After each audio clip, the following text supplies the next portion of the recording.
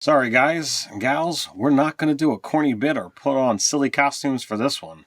We actually want to talk about something that's kind of serious, and we want to set the right tone from this video right from the onset. So without further ado, let's have a conversation. D&D players, stop calling it the Matt Mercer Effect.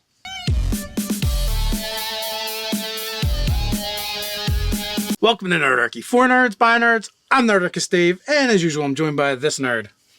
Anarchist Ted. Hey, maybe it's your first time visiting Ted's Basement. It's a place where we like to discuss news, views, and homebrews for 5th edition Dungeons & Dragons. Sometimes we even talk about other role-playing games. So if you don't want to miss a single video, don't forget to hit that subscribe button and attune to that notification bell. So not too long ago, I saw a comment thread in a group on Facebook about the Matt Mercer Effect, and someone was going to be writing an article on it. Matter of fact, I believe that article went up on Geek Native. I've seen multiple videos talking about the Matt Mercer Effect. I've seen Reddit posts that have, tons of upvotes on it about the Matt Mercer Effect, and it keeps coming up over and over again. And even, during that one thread, my friend, Dead Aussie Gamer, was like, I wish people would stop calling it that and using that terminology and maybe call it the pro GM effect instead, because there are a lot of pro GMs out there. So, these are all considerations, and I have to kind of agree with the Dead Aussie Gamer here. So this is, serious heavy material here, and if you want to kind of record your heavy material, if you want to get into a way to get all of your thoughts all in one place, then we might happen to transition into the sponsor, and that's Campfire Blaze. Yes, even when talking about serious topics, we still need to pay the bills and keep the lights on. Campfire Blaze is now on Kickstarter. Campfire Technologies, we've been working with them for a little while. It's an authoring tool and platform for world building. You can build timelines over there. There's Bibles and encyclopedias for your worlds, for your stories, characterizations for your characters, all kinds of things. It's all interlinked, and currently it's a application based, which is a little tough for some of us. Like, I work from 3 different computers, and having a tool that I use only on one computer can be a little difficult. Well, Campfire Blaze is going to put it in the cloud on your browser, so this way you can use it anywhere, and it's also going to make it a little more interactive, and you'll be able to share your stories and your world building with other people much more readily. So it's going to be portable, as Dave says, so you can be able to have it on the go. It's going to be collaborative so that you can be able to share the information, but with only those people that you want to be able to do. And it's also going to be affordable. You only need to pay for the features that you are looking to use. So however it is that you want to use Campfire Blaze, we highly recommend you check it out and help out the channel by helping out our sponsors. Link is down in the description. All right, so back into it, the Matt Mercer Effect, or the Pro DM Effect. I think we need to talk a little bit and explain that for people that don't really understand it, and then we can go into some more of the finer points. So, many of you out there might have been gaming for years, for decades, and you have not been, brought up or, might not even have an idea who Matt Mercer is. He is the main DM on Critical Role. He has brought in, thousands upon thousands of views and has brought a lot of attention to our wonderful hobby.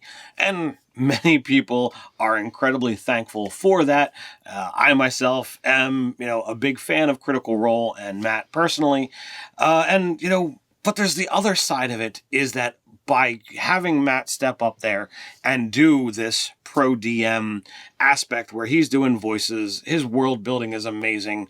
He's able to dedicate so much time and energy into producing a phenomenal show.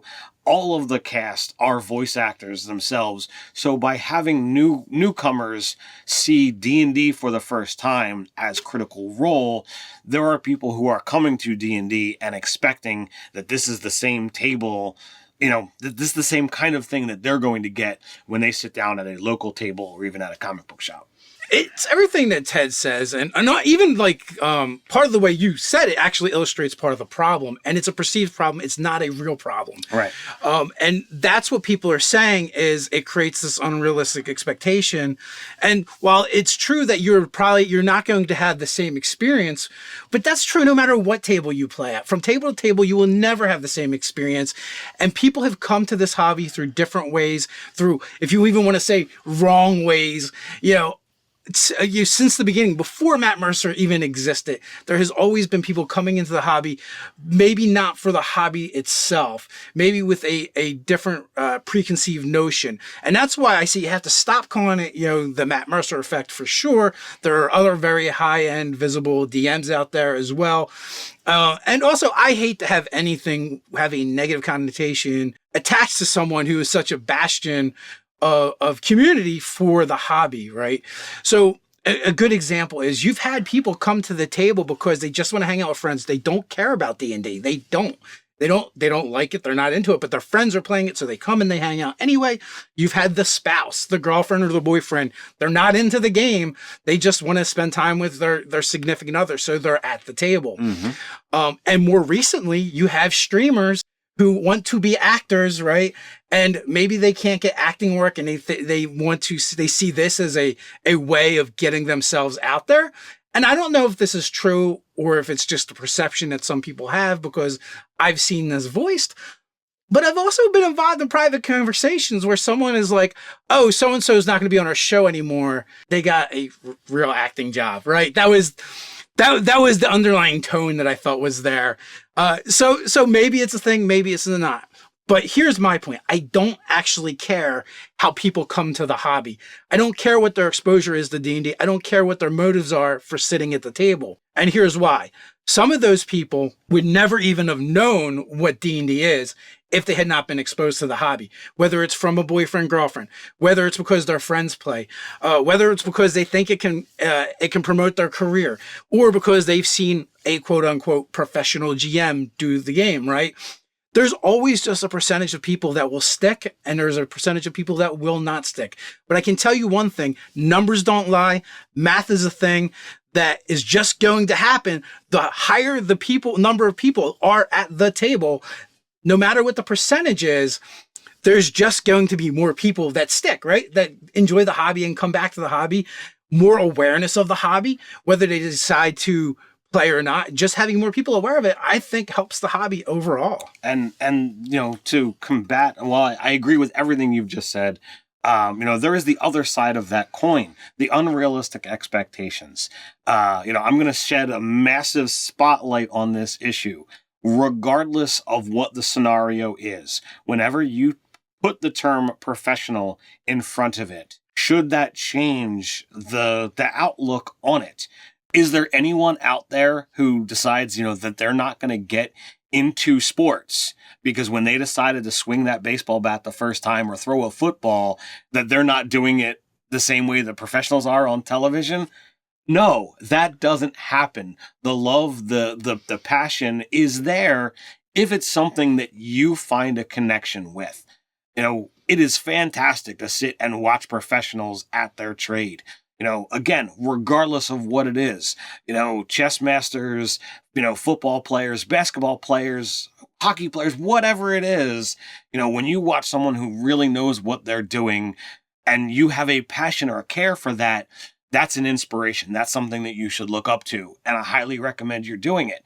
But if you're going to sit and watch Critical Role or any of these other fantastic professional gamers, and then when you go to your table and be like, well, my DM's not doing voices like that. My DM doesn't have a fully prepared battle map that he can pull out all in one go. This thinks I'm going to flip the table and walk out. It's unrealistic. But when you decide to, get together to shoot some b-balls with some friends, why aren't you throwing 3-pointers, for 60 shots in a row, just like, these guys over here? Your expectations are skewed. They're wrong, because that's not what the common person does. If you've got an interest in something, enjoy it, love it, but don't compare yourself to professionals. Right. I mean, if 10 people watch Critical Role and decide to play D&D, and 3 of them go, oh, this isn't like the way Matt Mercer does it, and instead of focusing on the 3 that walk away from the table, focus on the 7 that stayed because of Matt. Thank you. We've had the privilege and honor of meeting Matt. He's an amazing guy. He's awesome. And the problem with saying, and putting a negative connotation around this idea that there's a Matt Mercer effect. One, I think it's harmful to Matt himself and it's going to make him sad. And two, I think you're just looking at the wrong thing. You know, you're definitely a half empty type of person if that's what you're looking at. Because not everyone is going to stick no matter what. It doesn't really matter. The fact that, 10 extra people came and checked out D&D because this thing that this person did, that is awesome.